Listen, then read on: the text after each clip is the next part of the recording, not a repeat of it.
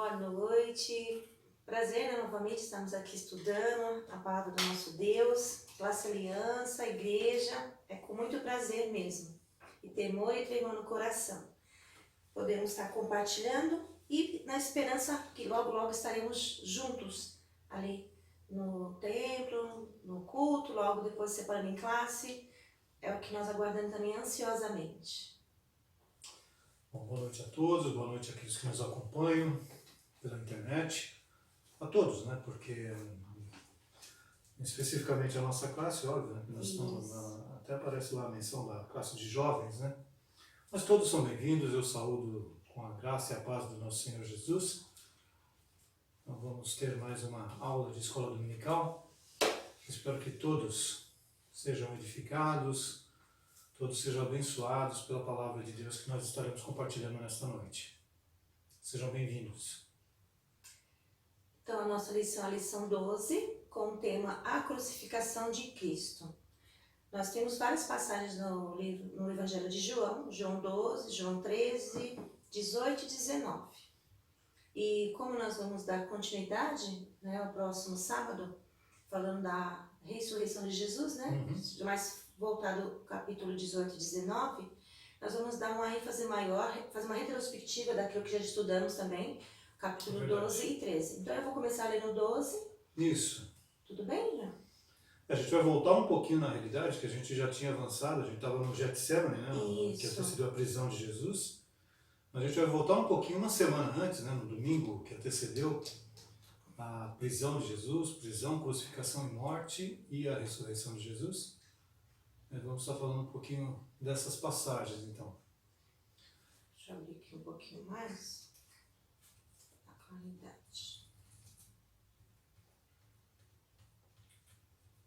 Então, iniciando João, o Evangelho de João, capítulo 12.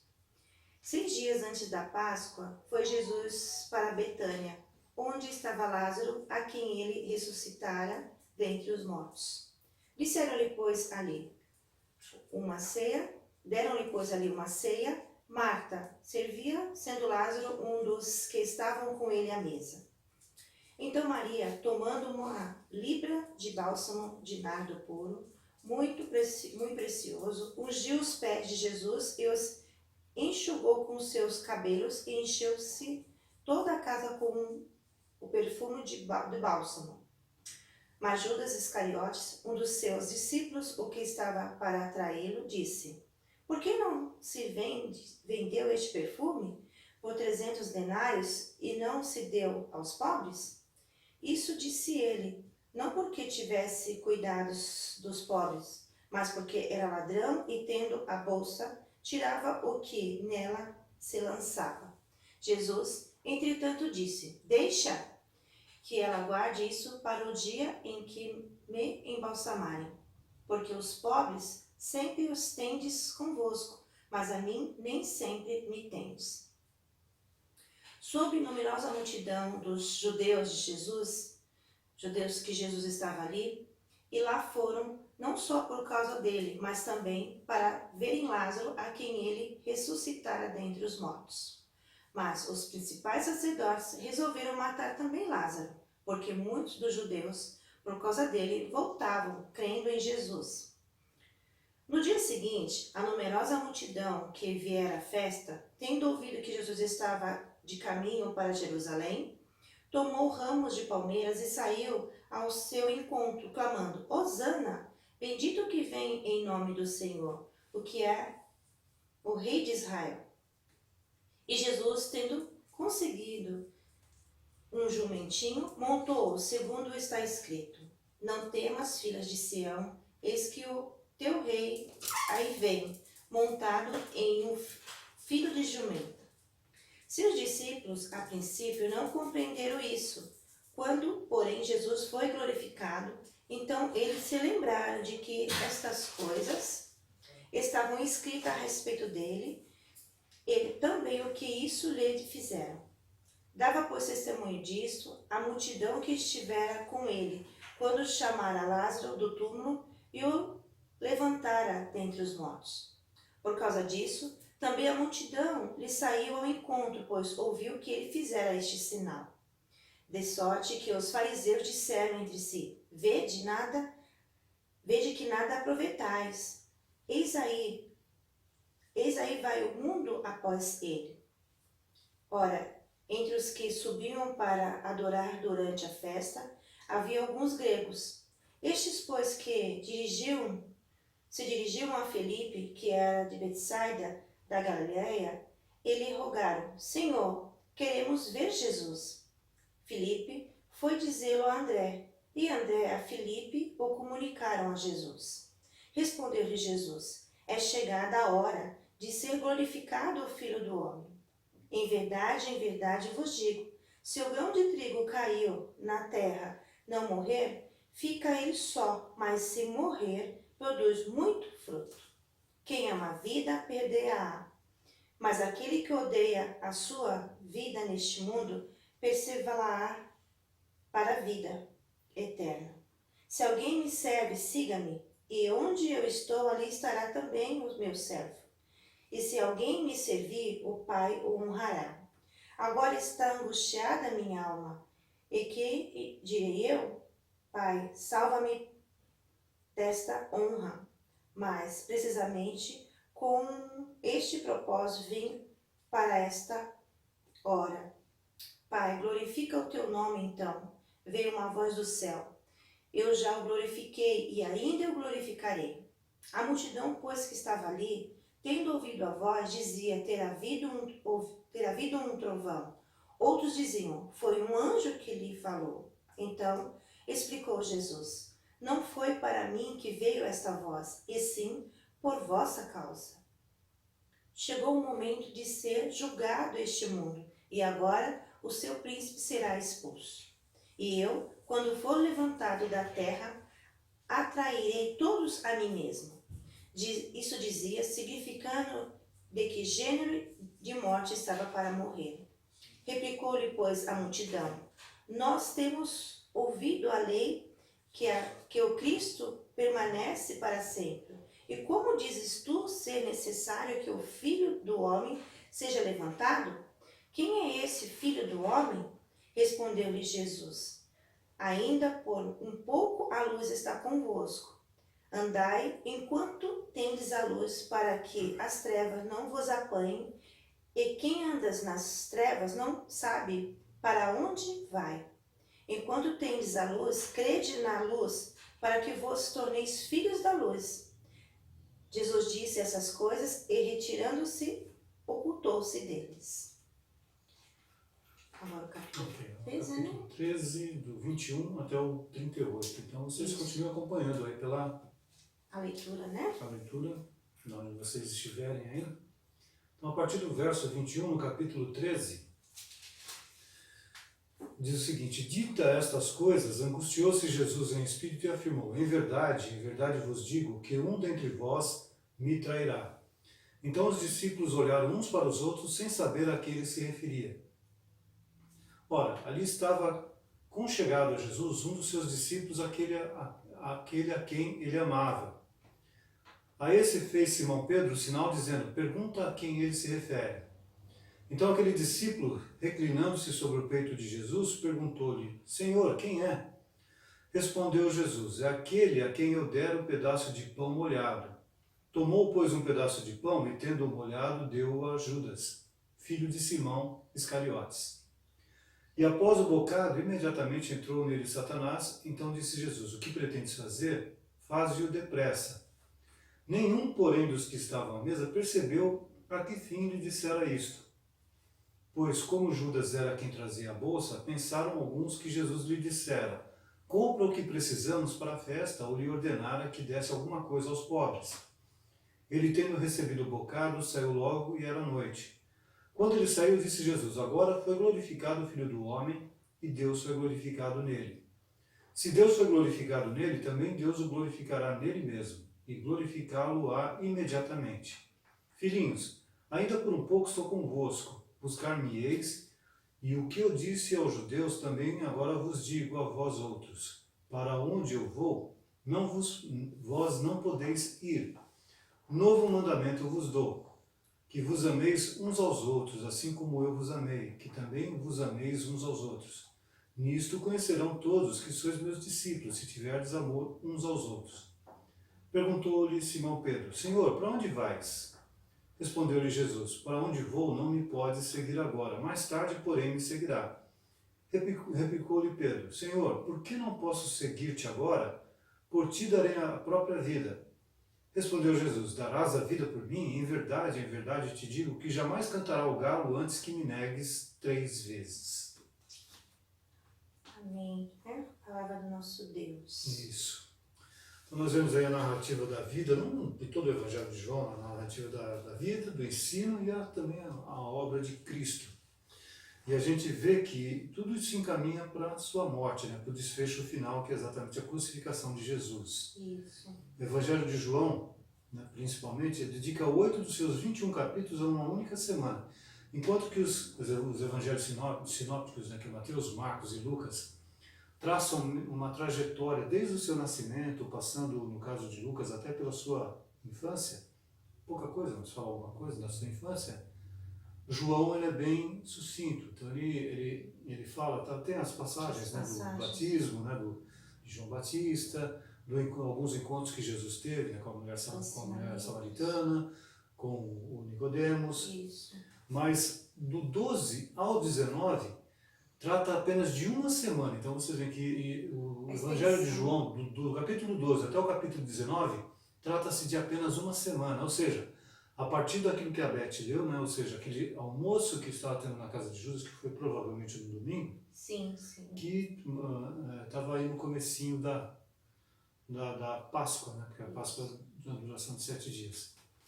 Então, nessa lição, a gente vai estudar os eventos que antecederam a sua crucificação. Né? São momentos que antecederam imediatamente a sua crucificação, prisão e crucificação. Né?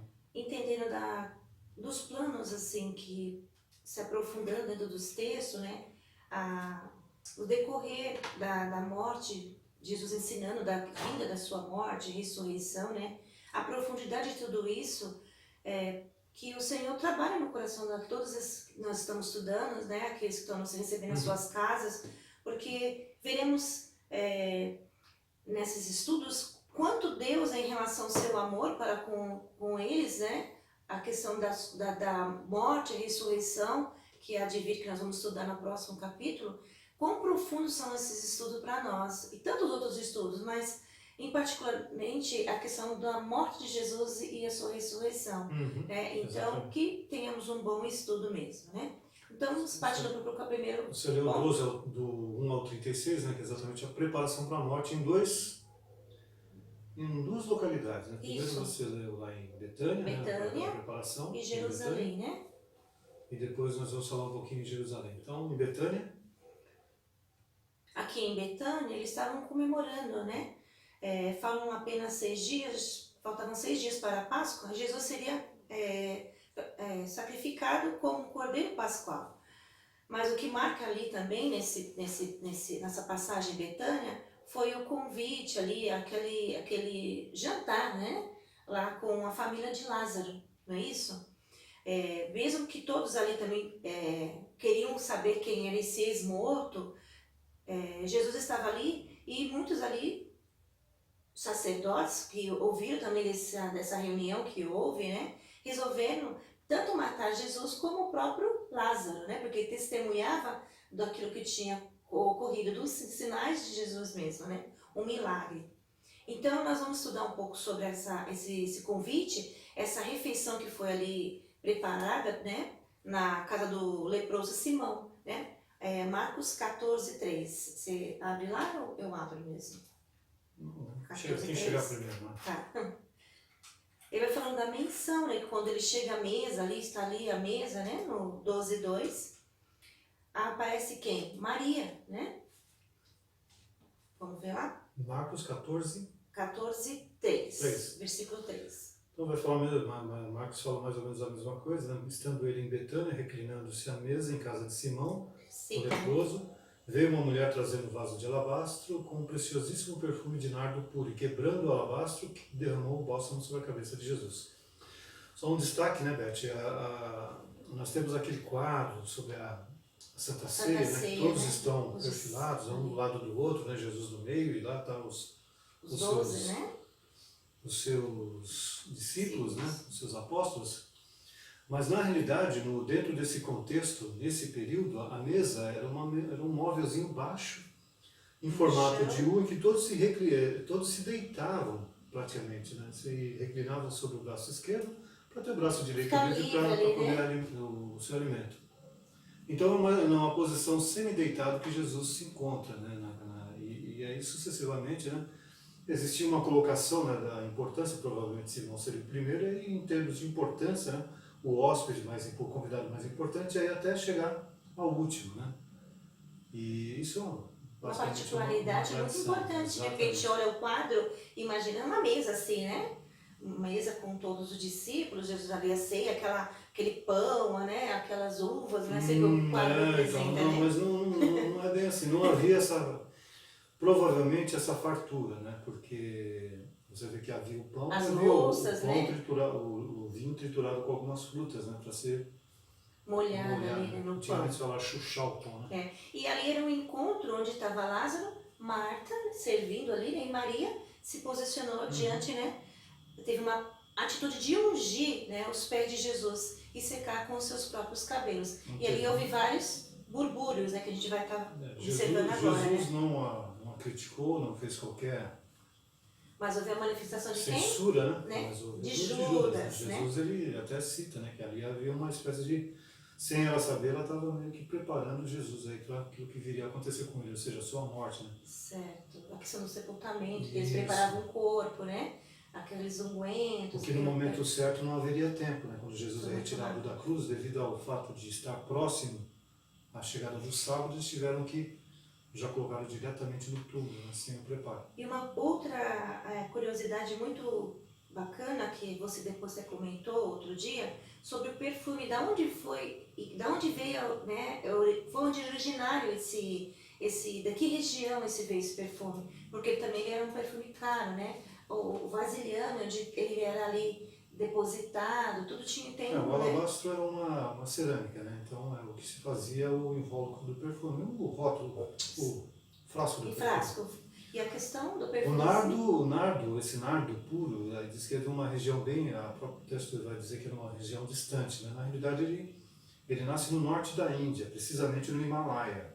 Himalaia, todos sabem, que é onde está o Monte Everest, né?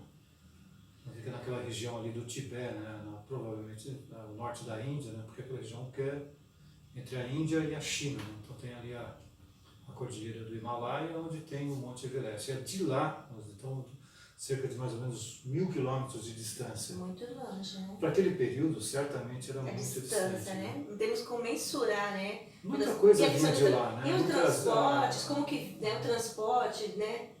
Os climas, toda aquela até chegar né, esse bom perfume ali, que ele diz que contaminou todo aquele ambiente com cheiro. Então não devia ser. Né, um perfume muito bom, né? E ainda que fosse considerado indecoroso também a questão dela soltar o cabelo naquele momento ali, né? E na presença de vários homens, esse gesto de Maria, e usar os seus cabelos para secar os pés de Jesus. Denotando assim a questão do carinho, né? A questão da devoção dela por ter também ele ressuscitado Lázaro, que era o seu irmão, né? Aí a gente vê o contraste de tudo isso, da questão da pureza, da ingenuidade, a questão de Judas, que ele se voltou, que eles não deveriam, usar, não podiam usar aquele perfume, porque por conta do ser ralo e caro, que eles poderiam ter uma outra motivação, que seria a de ajudar os pobres, e Jesus vai e o censura contra isso, não é isso?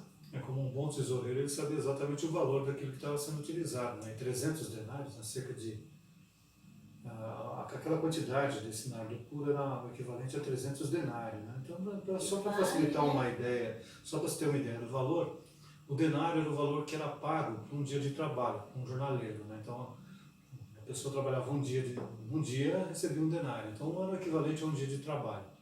300 denários, vamos supor que multiplicando, né? Um trabalhador recebesse por dia, resumindo, a R$100, 300 denários, vezes R$100, eu não sou muito bom de conta assim de cabeça, mas vai ficar em torno de, deve ser uns 30 mil reais. Isso, né? mais ou menos. Se fosse R$1.000 por dia é 100, né? 100. Então um zero a menos, então seria 300 mil. Como é um zero a menos, então, só para facilitar o cálculo, é 30 mil reais. 30 Então, mil reais. o frasco dinheiro, continua, teria um perfume. valor equivalente a um carro popular hoje. um perfume desse valor seria, né, o perfume, né? O valor equivalente a um carro popular. Né? E aí vai falando que as intenções e as motivações de Judas com a questão dessa fala dele seria torpe, pois ele, como tesoureiro, como você falou, dentro do grupo, né, ele embolsava muito dinheiro, a questão das ofertas, aquilo que era recebido, né, para os discípulos, a todo o seu ministério, né, para o próprio ministério de Jesus. De qualquer forma, Jesus rejeita o argumento dele, a proposta dele, né, e fala, né, sobre a questão do que ela estava fazendo. Aponta para aquilo que é mais importante no momento, né? Isso. Aqui eu achei interessante quando que ele fala assim, ó, deixa eu ver aqui, ó, quando ele fala sobre os pobres, né, que eles não atendem e os pobres, deixa eu ver aqui, onde foi que eu li? É o capítulo 12 mesmo, acho que daqui é no texto 17, de 7 a 8. 7 a 8, né? Eu achei bem interessante essa parte. Ele fala assim, isso disse ele, não porque tivesse cuidados dos pobres, mas porque era ladrão e tendo a bolsa, tirava o que nele se lançava. Jesus, entretanto, disse, deixa que ela guarde isso para o dia em que me embalsamarem, porque os pobres sempre os tende convosco, mas a mim nem sempre me tendes, né? Bem a questão do aviso, do fato de ele estar indo embora, né? A alusão, né, da sua morte inerente, né? E ele falando sobre essa sua a unção de Maria foi sem ela saber, né, apropriada antecipação mesmo, né? Que ele vai falar aqui no João 12, 7. Um sinal que estava próximo à cruz, né? E agora a passagem, tanto na cidade, na questão do jantar, e agora ele na entrada de Jerusalém, né? Montado em jumentinho. Então Jesus ele chega em Jerusalém, né? Então, montado em jumentinho ali, os discípulos conseguiram seguiram, né? Segundo todas as instruções que receberam. E muitas pessoas, e numerosa multidão dos peregrinos agitados pela ressurreição de Lázaro, dias antes, se aglomeraram no caminho para saudar Jesus com ramos e palmeiras, né? Onde lemos aqui em João 17, 18, é isso? 12, 17, 18? Daí, por testemunho disto, a multidão que estivesse com ele quando chamara a Lázaro do túmulo e o levantaram dentre os mortos. Por causa disso, também a multidão lhe saiu ao encontro, pois ouvia que ele fizera este sinal. Então, a motivação deles ali, a comemoração da Páscoa já era uma data, né, que já trazia muita gente para Jerusalém, né? E a gente viu lá que gregos estavam, né? Você fez a leitura lá que gregos ora, entre Filipe eles queriam conhecer subiram Jesus. também adorar. Então eram pessoas que certamente estavam acompanhando aqueles judeus da diáspora, né? Aqueles judeus que foram espalhados pelo Império Romano e que estavam presentes ali pela Páscoa. Isso somado àquilo que aconteceu com a ressurreição de Lázaro, né? Que é um momento, algo assim espetacular, vamos chamar assim, né? Uma coisa tremenda que despertou o interesse de muita gente, né? Então muito mais pessoas estavam ali. Então imagine a 25 de março no final do ano, né? Todo mundo queria comprar presente. Então, era assim como estava Jerusalém, era muita gente. E aí tem um detalhe interessante, né? Que o Jesus ele entra como rei em Jerusalém, montado no jumentinho. E era algo que era comum entre os reis, né? Quando eles iam entrar numa cidade, ou eles entravam a cavalo, e o cavalo simbolizava a guerra, né? Então ele tinha alguma coisa a acertar com aquela cidade, ou entrava no jumentinho indicando paz, né? Então Jesus ele entra montado no jumentinho. Apesar que a gente sabe que Jesus entrou em paz no jumentinho, mas logo ele se enervou lá, né? Então, a questão da justiça, daquilo que estava derrubou, acontecendo. expulsou os vendilhões, derrubou as bancas dos... comércio ali, né? Exatamente. Então Jesus os ficou bravo sacrifícios que eles estavam dentro vendendo do templo, né? Isso. Então ele não chegou com tanta paz assim, mas esse era o símbolo, né? O rei ele entrava com o cavalo que era para guerrear, né? E entrava com o jumentinho quando ele queria paz. Tal. E foi o caso de Jesus, porque ele, na realidade ele estava trazendo a maior paz que o homem precisava, que era a sua reconciliação com Deus, né? Através do perdão do pecado. E toda ali saudando, né? Com ramos, as capas, né? Tirando suas capas, colocando então, nas ruas. até hoje a gente sabe, a gente vê nas igrejas católicas no domingo que antecede a Páscoa, que é conhecido como Domingo de Ramos, né? Então a pessoa recebe a folha de palmeira, né? E sai, né?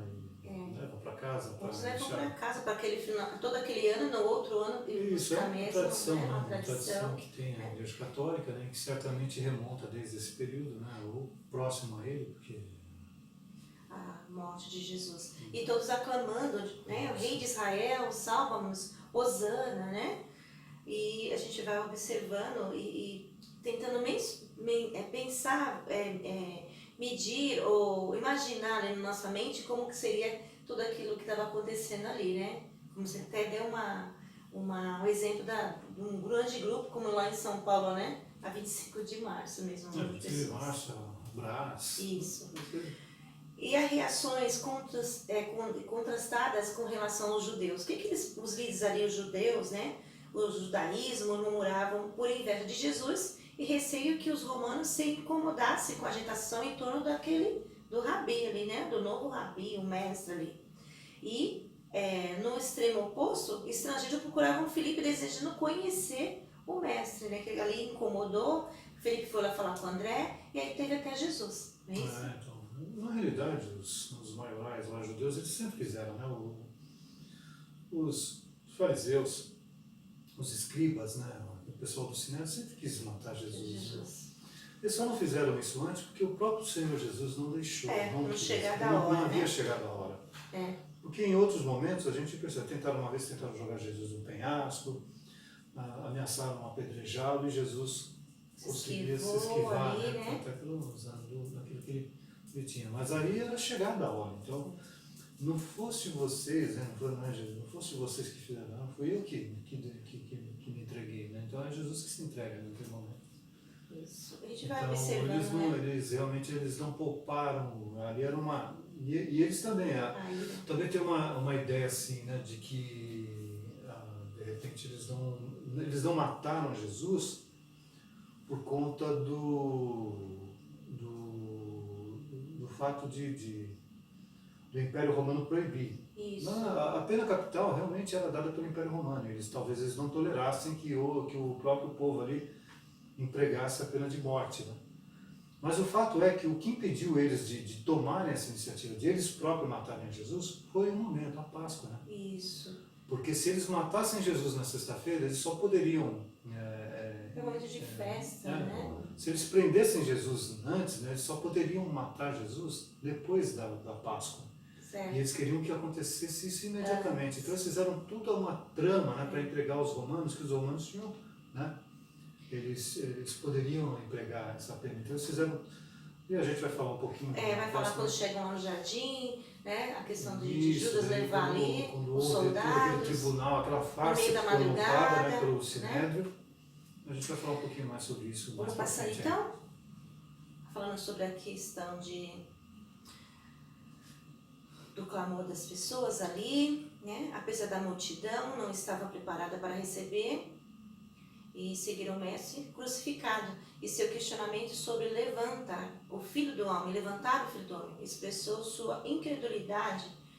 A explicação para isso é dada por Jesus, nos termos que ele era luz às trevas, comparando, né, a profecia lá, de Isaías 53, 1 e 6:10, né? A profecia já lá no Antigo Testamento. Mesmo aqueles que acreditavam na pregação de Jesus, havia também aqueles que ousaram confessar publicamente sua fé ali, né? Não ousaram, né? A confessar a sua fé. A gente até percebe aquilo que a gente já estudou também, né? Os sinais e milagres de Jesus e as verdadeiras intenções ali de serem aqueles que estavam junto, a questão da multiplicação dos pães, não é isso? E ali eles sabiam, acabava. Era questionável, né? Era questionável mesmo, né? Aqui, Deus invisível, único, ali na pessoa de Jesus, o caminho, né? E que eles não reconheceram ali o Pai, né? filho, o pai, né? E por isso que o judaísmo criticava Jesus. E significava que não a receber também resultante a questão deles no seu coração, a pessoa de Jesus mesmo, não é isso? Primeiro que os judeus traziam uma confusão e trazer também temor às pessoas, medo, né? Aqueles que estavam ali ao redor. E quando ele se falava ser o Filho de Deus, mostrar o caminho, que ele era a luz do mundo, né? Aquele que beber dele jamais teria sede, apontando muito a questão espiritual mesmo, a vida eterna, né? O caminho. E eles sempre ali tentando bloquear e trazer artimanhas para condenar as atuações de Jesus, ou fazer a questão da mulher adúltera também ali, né? Aquela trama, né? Que a gente já estudou, fazendo que tudo fosse negando, né? A pessoa, o ministério de Jesus, né? Como Filho de Deus aqui na Terra, né? Sem pecado. E eles ali, mas tanto que depois a gente vai perceber que Pilatos perguntava, mas o que esse homem fez? O que esse homem causou para vocês quererem que ele morra, que ele seja, né, ali crucificado? Não é isso? Vamos ver lá as traições, né? Vou entrar um pouco nesse... A parte 2, aí daí a gente vai ler um pouquinho a respeito daquilo que nós lemos no capítulo 13, né, que é a traição de Judas. Né? Então, pouco tempo depois da entrada de Jesus, aquela entrada triunfal, né, houve um último encontro com os discípulos no cenáculo, né, onde Jesus lavou os pés dos discípulos, aquela lição de humildade que a gente também tratou. Né? Judas era um dos que estavam à mesa com ele, mas já estava tomado por Satanás. Né? Então, as intenções dele já estavam bem decididas, né? E ali ele não tinha volta mesmo. Quando a gente faz um retrospecto, né, lendo um pouquinho João, a gente percebe que Jesus já sabia dessa traição e até fizeram algumas alusões, né, que podiam servir aí para, de repente, fazer com que Judas mudasse de opinião. Mas o que acontece é que realmente Judas leva adiante seu plano, até porque isso ele foi tomado de cobiça e ganância, né? E lembrando que ele recebeu as 30 moedas de ouro, né? Recebeu. De prata, aliás, 30 moedas de prata, que Recebeu. foi o pagamento pela traição, por vender Jesus, né? Ele traiu Jesus, ele vendeu, entregou Jesus aí para um momento propício, né? Porque esse encontro com Jesus foi um encontro secreto, né? Ninguém sabia desse encontro, né? No entanto, a saída deles do cenáculo, desse encontro onde houve a ceia, para o Getsemane, era um lugar que ele já... Era um lugar que Judas conhecia. Conhecia, Jesus já tinha tido... Bom, se a gente estava lá no cenáculo, provavelmente ele foi orar com os discípulos. Sim, ali no Getsemane. Por isso que ele vai até lá e ele acaba realmente indicando Jesus a prisão, né? E mesmo a questão da escuridão ali, eu fico imaginando ele chegando com as tochas, né? E aí ele chega próximo de Jesus e vai e aí está todo aquele contexto do Getsemane, né, de Jesus, né, que é angustiado pela aproximação da sua hora, uma hora tenebrosa, né, também por tudo que havia acontecido na traição de Judas, né, a covardia de Pedro ao negá-lo. Mais para frente ele chama a atenção de Pedro quando ele fala assim, você diz que vai para onde daria sua vida por mim? Parece até uma ironia, né? Jesus trata com ironia, certamente não era, né? Porque Jesus não trataria com ironia. Ali em Marcos, se eu não me engano, eu posso estar errando o endereço, né? Marcos 15, do 33 ao 41, são as últimas horas antecedendo ali, se eu não estiver enganada, a oração de agonia, né? Quando Jesus fala para o Pai passar o cálice, mas ele entende que ele teria que cumprir até o final a obra, né? Aquilo que Deus tinha planejado. Né? Porque todo o sofrimento, todo o castigo. Né? A gente vai falar um pouquinho a respeito na crucificação. Isso. O fato dele ter rejeitado aquele vinagre, ou vinho misturado com fel, né? Que era uma espécie de anestésico. Né? Então ele servia para diminuir a dor, né? Diminuir o desconforto, né? Da cruz. Né? Então, mas Jesus ele não aceita, né? Ele rejeita. Ele acaba por sofrer mesmo tudo aquilo, né? Então, o cálice que ele tinha que tomar, ele ia tomar todo ele. Aí a questão do sinal, quando ali foi feito a pergunta, né, por João, aí Pedro, né, pergunta para João, meio assim, induzindo, e João ali pergunta, né, e ele vai falando, né, sobre, no capítulo aqui, né, no momento da refeição, ali, né, típica da Páscoa, era o pão acompanhado com um caldo feito de vinho e frutas amassadas. E quando o discípulo a quem Jesus amava, o próprio João, se torna porta-voz da curiosidade dos demais sobre a identidade. Jesus daqueles que eu ia trair. E Jesus revela, dando a Judas um pedaço de pão molhado. O gesto gentil, juntamente com alusões indiretas de Jesus, aquele que eu ia entregá-lo, né? E aí, logo de imediato, Jesus fazendo com essa ação, Jesus fazendo isso, venha se retirar, né, o Judas dali, né? E ele fala algo para Judas que os demais entendem que ele tinha dado uma ordem para ele comprar alguma coisa ou buscar alguma coisa, no versículo 25 a 27. Isso. Jesus estava determinando que aquele era o momento. O que tens de fazer, faça agora. Passou agora. Mas ele era já estava sabendo que ele já estava, a traição. Ele já estava aguardando, né, que aparecesse alguém que iria se vender para entregar Jesus. E estava tudo pronto. Toda a farsa já estava começando a ser armada, que vai culminar também aqui um pouco mais para frente, no processo que é um processo injusto, né? E tudo isso que nós estamos falando, nós já lemos, né? Estamos a partir do versículo 25 ao 27. Isso. Né? Vamos lá?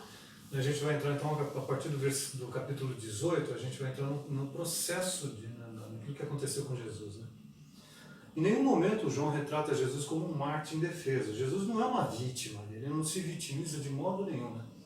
E mesmo quando Jesus parece acuado ali por aquela turba, né, que é como João define, os guardas, que provavelmente eram os soldados do Sinédrio, né?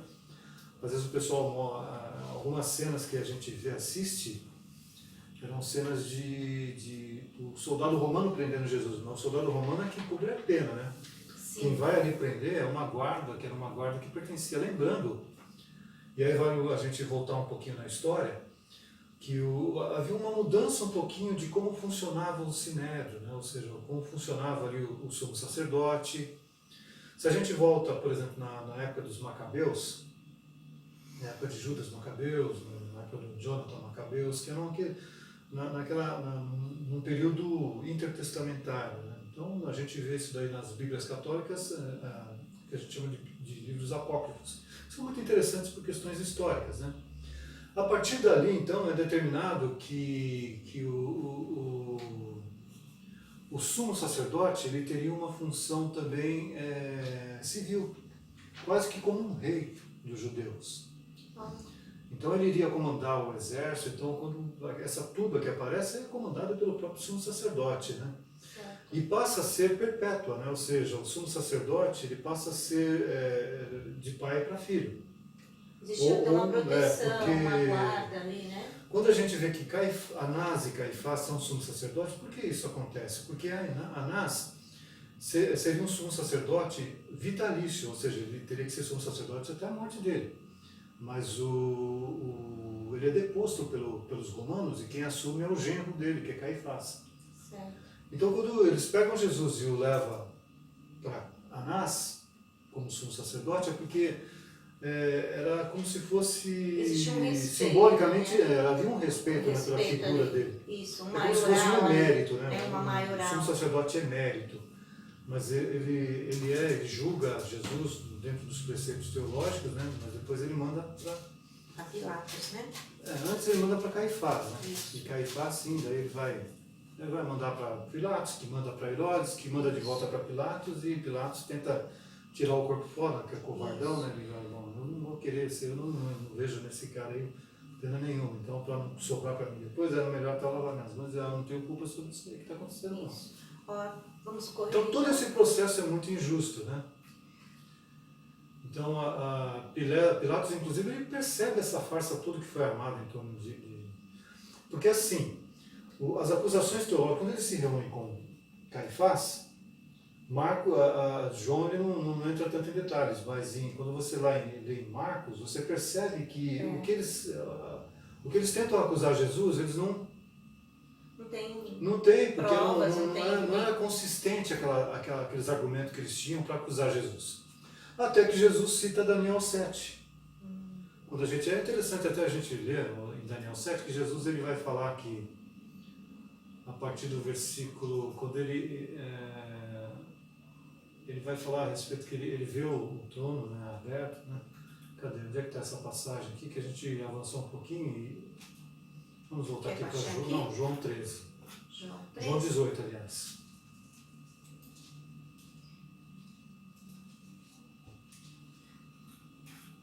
João 18. Procura aí, Beth, que eu vou procurar aqui. João 18? Na classe, né? Tomara que Deus realmente abrevi, que é tão bom, né? Porque daí a gente tem 20 pessoas procurando e eles acham rapidinho, né? Tem as passagens, o slide já está pronto, É, as imagens estão lá, as né? folguinhas estão todas lá, mas enfim, a gente deveria ter feito uma cola aqui, mas eu não. É interessante quanto você acha aí sobre levado, né, de madrugada, Jesus é julgado diante do Sinédrio, que é a maioria, a maior autoridade ali dos judeus, o concílio ali todo reunido, né? Julgado e condenado por blasfêmia. Olha, por conta do que eles condenaram a Jesus. Por blasfêmia. Qual era a blasfêmia? Por Jesus dizer que era o Filho de Deus. Então, era essa questão, a blasfêmia, que tanto eles o queriam acusar. Achou aí? João? É na passagem que ele fala que eu vejo os céus abertos e o Filho de Deus assentado. Onde é que está essa passagem? Achou aí? É quando ele está diante do Sinédrio ali, quando ele está diante do Sinédrio, ele vai falar a respeito disso aí.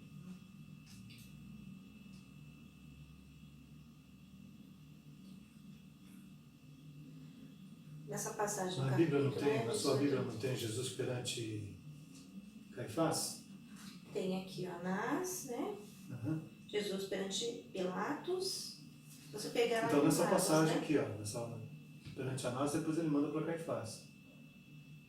Vamos ver aqui. Aí quando ele é agredido pelo guarda, Aqui, né? ó. Então Anás o enviou manietado à presença de Caifás, ao sumo sacerdote. De novo Pedro nega falando sobre Pedro nega a Jesus, frente, né? Que já tinha sido falado por próprio Jesus a Pedro, né? Um soldado abre.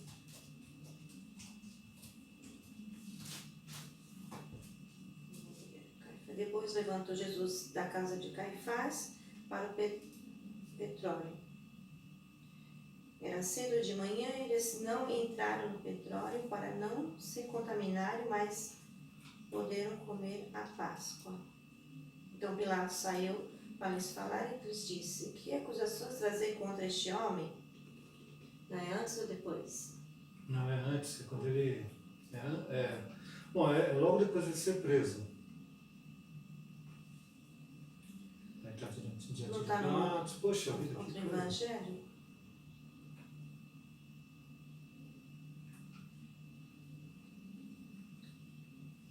Aqui Jesus perante Anás, assim que a escolta, o comandante e os guardas dos judeus prenderam Jesus, manietaram e o conduziram primeiramente a Anás, pois era sobre de Caifás, sumo sacerdote naquele ano. Ora, Caifás era quem havia declarado aos judeus ser conveniente morrer um homem só pelo povo. Deve estar em outro evangelho. Pode Essa ser. passagem Pode ser lá essa em passagem, Marcos. isso. Tem mais um enriquecimento, né? Mas aí Jesus cita, né, a Daniel 7, que fala a respeito disso. E é interessante que Daniel 7 tem uma visão dos tronos, dos reinos do mundo que vão se sucedendo. Ele fala a respeito dos animais, mas cada animal representa o Império Persa, depois o Império de Alexandre o Grande, né, que é o Império Grego, culminando com o que o grego era o leopardo, lá com asas, depois culmina com um animal feroz, cheio de dente, que é exatamente o Império Romano. Império Romano. E depois é exatamente quando ele tem essa visão de ver o céu aberto com alguém assentado no trono, ou seja, ali estava determinado que era aquele Império Romano que iria tudo acontecer. Que aquele seria o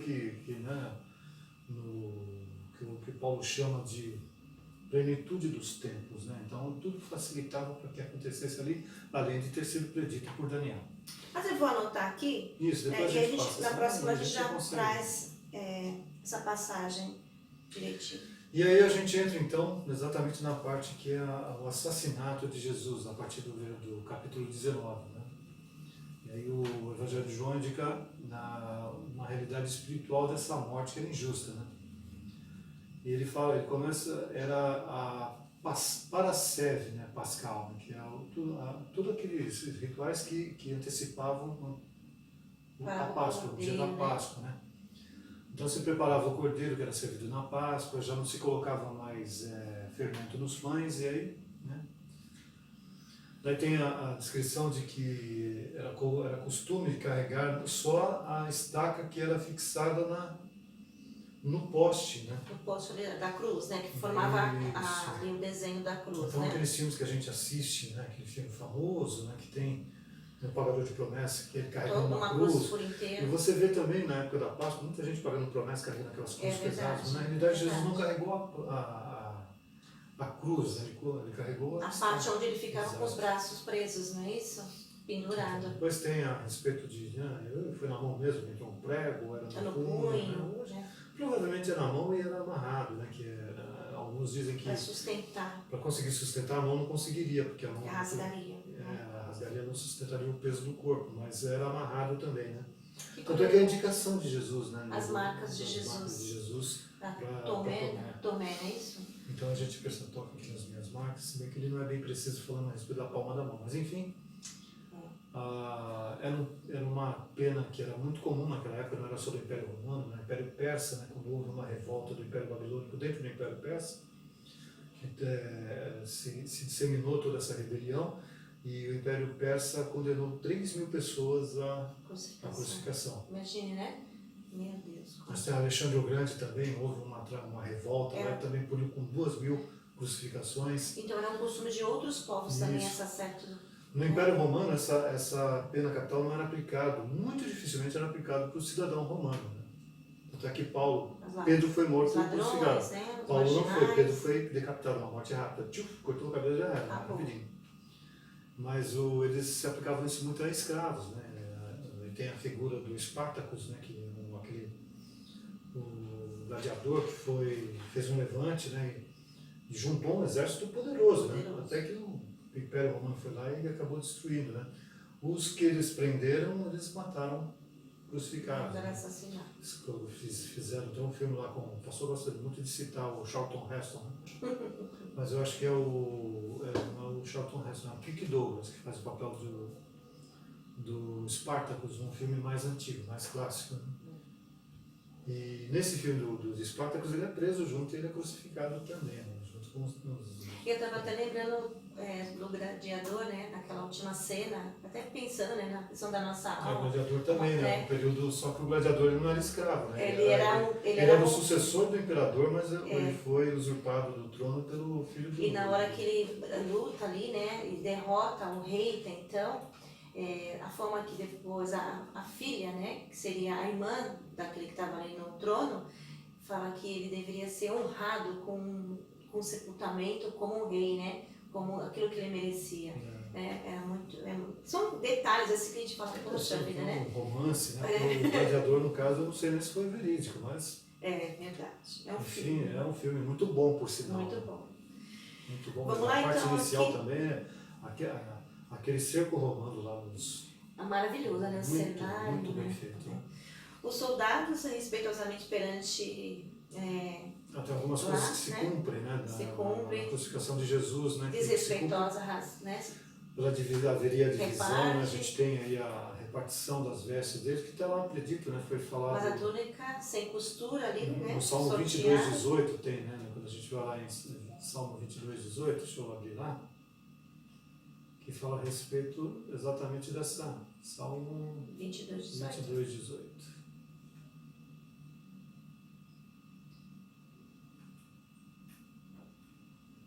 Meia hora depois. Repartem entre si as minhas vestes e sobre a minha túnica deitam sorte. Já precedendo tudo, né? Isso, está se cumprindo tudo aquilo, né? Que faz confirmar exatamente que todo o Antigo Testamento e sempre sombra daquilo que viria a ser Cristo, né? E a gente percebe no Evangelho de João, né? Enxerga a soberania de Deus no controle todo, né? Exatamente. No Acontecendo passado, exatamente como ele... né? tudo estava disse, sendo conduzido por Deus, né, até a morte do seu filho a favor dos pecadores, não é isso? Quando a gente começa a ler Hebreus começa exatamente falando, no passado Deus falou de uma maneira, né, através dos seus profetas, né? Isso. Agora ele fala diretamente através do seu próprio filho, né, Jesus, né? Então tudo isso agora já estava acontecendo diretamente com o próprio Jesus, O né? próprio Jesus. O corpo de Jesus então ele é retirado na cruz por 2 de seus discípulos, né, José de Arimateia, e agora o Nicodemos também como discípulo de Jesus, levado a um túmulo novo, né, que não havia sido usado. Ali houve uma certa pressa, né, por conta do horário avançado, né? Estava bem próximo já das 18 horas, lembrando que o sábado, o Shabá, né, quando se iniciava no dia 18, às 18 horas da sexta-feira, ia até às 18, até hoje, né? Vai até às 18. E os adventistas também, assim, eu tinha um colega que era adventista que ele não ia na escola de sexta-feira. Cumpria, né? Ele era liberado, inclusive, né, por conta da religião. Mas então, né, o sábado passa, cheio de satisfação, né, que parecia que tinha dado tudo certo, né? Imagino que até, você vê que a mulher de Pilatos, né, Mateus, acho que relata o sonho que ela teve, né, e que ela, preocupada, ela tenta convencer Pilatos a não crucificar Jesus, né? E alguns entendem até que isso daí tenha sido um sonho que o próprio Satanás colocou na cabeça dela para tentar impedir que acontecesse aquilo que tinha que acontecer, que era a morte vicária de Jesus, né? Que aquilo tinha que acontecer. Se cumprir a missão ali, ele recebida do Pai. Aliás, a esposa de Pilatos, brincadeira ou não, ela virou santa. Olha. Na igreja ortodoxa ela é adorada como Santa Cláudia, se não me engano. Pela atitude dela, além defensora? Também, né? Como se alguém que tentou defender, né? Mais ou menos como aquilo que Judas fez a respeito do. Vende esse perfume, dá para os pobres, olha, toma cuidado. E a gente Mas percebe... o fato é que havia a morte de Jesus era necessária, porque senão nós não teríamos. E assim, a culminância também ali da acusação dos judeus, né? Ao concílio ali com relação a Jesus, e eles tentam, porque Pilatos ele ficava indignado, por que eles estavam querendo fazer aquilo, né? Até que ele pôs a plaquinha lá de raiva, né? Falou assim, não, Jesus Cristo, o rei dos judeus. Não é o rei dos judeus, diz que ele que fala que é. Não fala que ele é rei dos judeus, ainda mais porque ali o rei ali era Caifás, né? Que eu te falei, né? O sumo sacerdote, né? Agora tinha também um poder político, né? E ele vai falando que Mas será que tudo isso que aconteceu, a tristeza, né, que aconteceu no sábado, por exemplo, se por um lado havia aquele prazer, né, todo mundo passou cheio de satisfação, havia também por parte dos discípulos muita tristeza, porque eles se apartaram, né? Havia muita tristeza. Se afastaram, né? Daí tem uma pergunta, será que tudo acabaria assim? Né? Uma pergunta, né? Por quê? Porque nós vamos falar um pouco mais a respeito disso na próxima. Né? Então, concluindo, a morte de Jesus foi o evento mais tenebroso e mais importante da história da humanidade. Recentemente, o governador, um dos assessores do governador Dória, quis tirar a menção de antes de Cristo e depois de Cristo dos livros de história, né? Mas ainda bem que ele caiu em si, né? Porque todo esse evento que aconteceu com Jesus dividiu a história de antes e depois dele. Né? Tudo isso que aconteceu com Jesus foi o que dividiu a história. Então, o doador da vida acaba sendo morto. Né? O único homem justo, sem pecado, foi condenado. O Salvador foi traído, abandonado, humilhado, torturado e assassinado. E agora os seus discípulos estão tristes, confusos, frustrados, sem saber para onde correr. Mas eles não estavam lembrando ainda de que Jesus mandaria o Consolador. Né? Mas aí o próprio Jesus é que vem consolar eles. Né?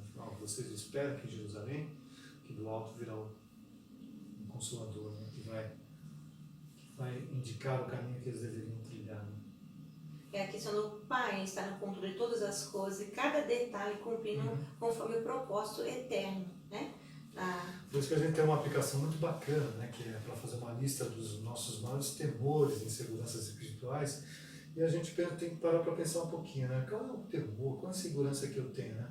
Quando a gente está tendo uma aula na escola dominical dos adultos, né? A respeito do coronavírus e Jesus, um crente, qual o temor que um crente pode ter de perder a vida? Pelo contrário, a gente vê essas pessoas morrendo pela causa de Jesus na igreja perseguida. Verdade. Mas são pessoas que estão morrendo aqui, estão indo direto para o céu, né? Estão fazendo aquilo que eles creem realmente. Né?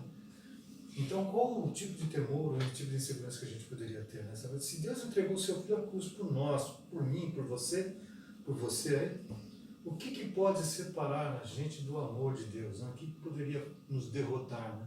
Paulo ele vai mais longe, ele fala que nós somos mais que vencedores. Entendendo assim, a nossa lição de hoje, que nós vamos estar estudando na próxima aula sobre a crucificação e agora o que nos separar, né? O que poderia nos separar seu amor e o que poderia me derrotar, né? A gente percebeu tudo no estudo, a angústia, o horror, a solidão que Jesus experimentou ali na cruz, né? Sentiu a força do pecado, toda a força do nosso pecado, não que ele fosse pecador, o peso da ira de Deus em Jesus assumindo o nosso lugar, né? Exatamente. E as nossas considerações finais já, né? Bom, pessoal, aguardamos todos vocês no próximo sábado para a gente fechar então com a ressurreição. A gente vai continuar ainda nesse tema, finalizando então o Evangelho de João.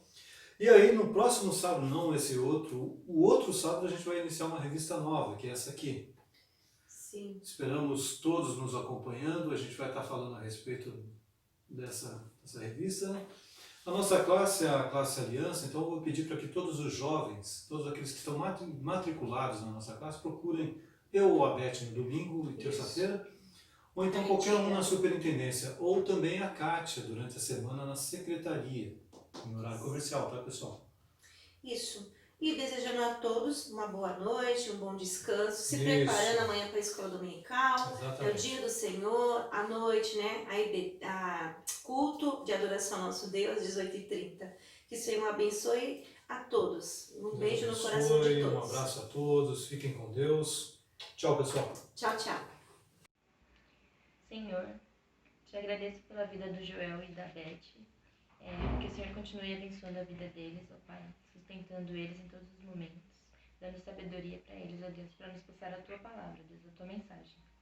Te agradeço por tudo, em nome de Jesus. Amém.